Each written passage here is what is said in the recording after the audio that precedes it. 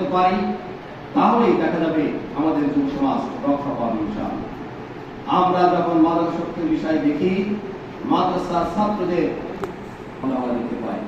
এই জন্য Islamic education society জাতিকে সৎ এবং দক্ষ যোগ্য নেতৃত্ব সাপ্লাই দেওয়ার জন্য যে পরিকল্পনা নিয়ে জাতির কাছে, দেশের যুব সমাজের কাছে, ছাত্র সমাজের কাছে আরো সুপরিকল্পিতভাবে এগিয়ে যাক এবং তাদের পরিকল্পনা বাস্তবায়ন হোক, এটাই আমরা চাই।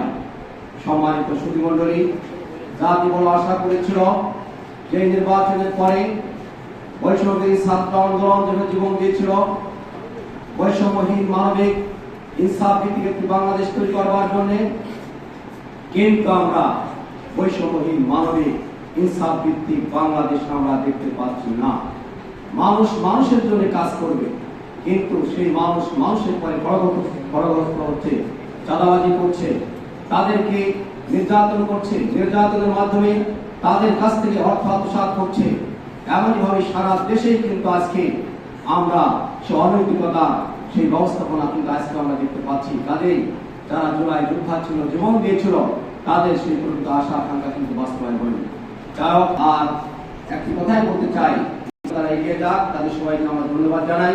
আজকে তারা বৃত্তি পেয়েছেন, তাদেরকে আমরা আগামী দিনে আরো সুন্দরভাবে তারা যদি পড়ালেখা করতে পারে, আরো ভালো রেজাল্ট করতে পারে, আগামী দিনে ভবিষ্যতে